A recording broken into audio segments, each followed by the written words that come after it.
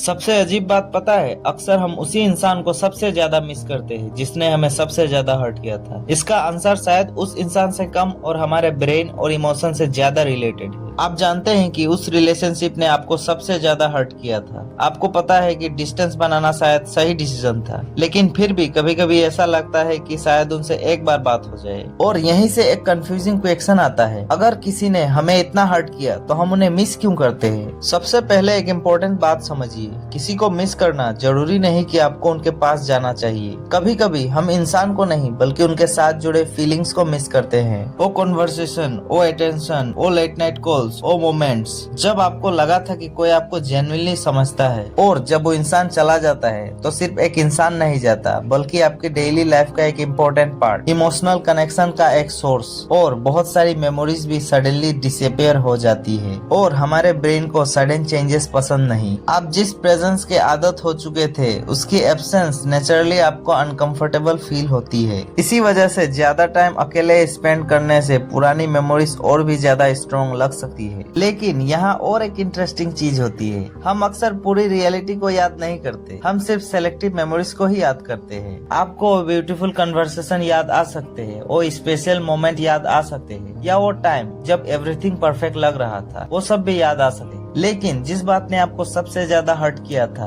या जिस वजह से आप दोनों का रिलेशनशिप खत्म हुआ था, उन मोमेंट्स को हमारा ब्रेन उतनी स्ट्रांगली रिकॉल नहीं करता। इसीलिए कभी कभी हम इंसान को नहीं बल्कि उनकी एडिटेड वर्जन को मिस कर रहे होते हैं। और इसी फीलिंग्स को फेमिलियरिटी और स्ट्रॉन्ग बना देती है। चाहे रिलेशनशिप हेल्दी था या अनहेल्दी, अगर कोई इंसान आपके लाइफ का रेगुलर पार्ट बन गया था तो हमारे ब्रेन उस प्रेजेंस को फेमिलियर मान लेता है और हमें फेमिलियर चीजें कंफर्टेबल लगती है। इसीलिए जब आप अकेला फील करते हैं तो आपका दिमाग कह सकता है शायद वो इतने बुरे भी नहीं थे। लेकिन कभी कभी ये कंक्लूजन रियलिटी से नहीं बल्कि अकेलापन से आ रहा होता है। कुछ रिलेशनशिप्स में इमोशनल हाइज एंड लोज भी होते हैं। कभी कभी बहुत प्यार, फिर आर्गुमेंट्स, कभी डिस्टेंस, तो कभी इंटेंस अटेंशन। ये emotional ups and downs relationship को एक्सट्रीमली इंटेंस बना सकते हैं। इसीलिए रिलेशनशिप्स खत्म होने के बाद आप सिर्फ उस इंसान को नहीं बल्कि इमोशनल इंटेंसिटी को भी मिस कर रहे होते हैं। प्रॉब्लम तब शुरू होती है जब हम किसी को मिस करने को प्रूफ समझने लगते हैं कि हमें उनके पास वापस जाना चाहिए। लेकिन फीलिंग्स और डिसीजन एक ही चीज नहीं है। आप किसी को मिस कर सकते हैं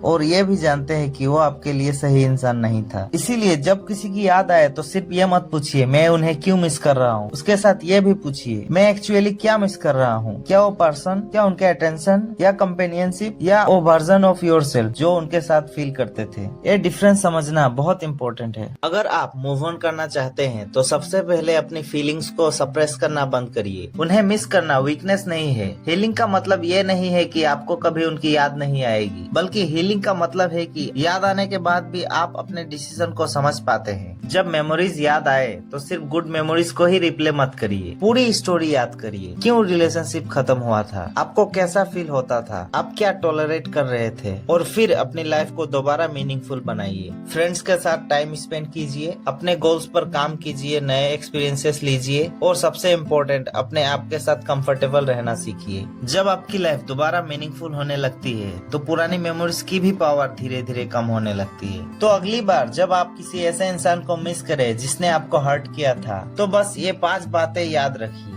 आप शायद पर्सन को नहीं बल्कि उनके साथ जुड़ी फीलिंग्स को मिस कर रहे हैं। आपका ब्रेन अक्सर गुड मेमोरीज को ही हाईलाइट करता है, पूरी रियलिटी को नहीं। फेमिलियर होना राइट होना नहीं होता। किसी को मिस करना इसका मतलब उसके पास वापस जाना जरूरी नहीं है। और हीलिंग का मतलब उन्हें भूल जाना नहीं बल्कि उनके मेमोरीज को अपना फ्यूचर डिसाइड ना करने देना है। कभी कभी ब्रेन किसी को मिस करता है लेकिन इसका मतलब ये नहीं कि वो इंसान आपकी लाइफ में दोबारा होना चाहिए।